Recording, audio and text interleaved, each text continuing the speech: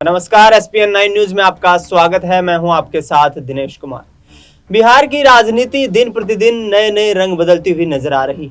चिराग पासवान बिहार में 5 लोकसभा सीटें जीतने के बाद कहीं ना कहीं आत्मविश्वास से लबरेज नजर आ रहे हैं, तो दूसरी तरफ नीतीश कुमार की चिंता ये बनी हुई है कि आखिरकार क्या आगामी वक्त में बिहार में होने वाले विधानसभा चुनाव से पहले ही सीएम की कुर्सी उनके हाथ से जाती हुई नजर आएगी। लिहाजा पूरा ये सियासी समीकरण इसलिए कहीं ना कहीं बदलता हुआ बिगड़ता हुआ नजर आ रहा है, क्योंकि बिहार की राजनीति में इस वक्त भारतीय जनता पार्टी दूसरे नंबर की सबसे बड़ी पार्टी है। 2020 में हुए विधानसभा चुनाव के दौरान 78 सीटों पर जीत हासिल करके बीजेपी ने साफ संकेत दे दिए थे कि जेडीयू का सियासी भविष्य अब ज्यादा वक्त तक सुरक्षित नहीं रहने वाला है। लिहाजा एनडीए गठबंधन में शामिल चिराग पासवान को लोकसभा चुनाव के दौरान 5 लोकसभा की सीटें दी गई।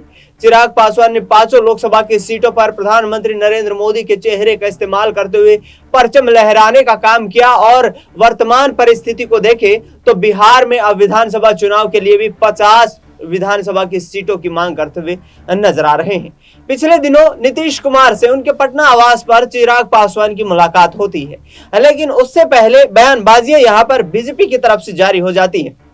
चिराग पासवान की मुलाकात से पहले सम्राट चौधरी पूर्व केंद्रीय मंत्री अश्विनी चौबे कहते हुए नजर आते हैं कि आगामी वक्त में अब बिहार में एनडीए को लीड करने का कोई काम करेगा तो वो भारतीय जनता पार्टी काम करेगी। उन्होंने कहा कि नीतीश कुमार से जब 28 जनवरी 2024 को गठबंधन किया गया था, उस वक्त ये परिस्थितियां सामने आई थी और कहीं ना कहीं इन परिस्थितियों को यहाँ पर पूर्णतः से ये समझा दिया गया था कि आगामी वक्त में बिहार में विधानसभा चुनाव के बाद यहाँ पर मुख्यमंत्री भारतीय जनता पार्टी का बनेगा।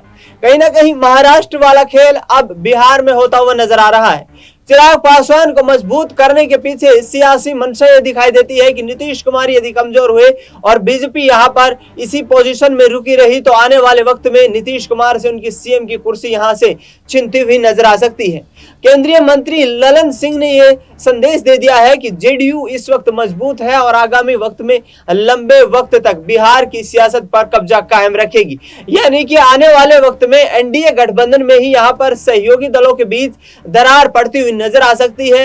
यहाँ पर जिस तरीके से उपेंद्र कुशवाहा का जो बयान सामने आया, उस बयान ने सबको चौंका दिया। उन्होंने कहा कि एनडीए में कोऑर्डिनेशन की कमी है और एक सीट को लेकर ये सारी लड़ाई हो रही है। आखिरकार क्या वाकई में विधानसभा चुनाव से पहले सत्ता का तख्ता पलट एक बार फिर से नीतीश कुमार करते हुए नजर आएंगे, या फिर भारतीय जनता पार्टी नीतीश कुमार के साथ मिलकर ही विधानसभा में फिर से एक बार सरकार बनाने का दावा पेश करेगी?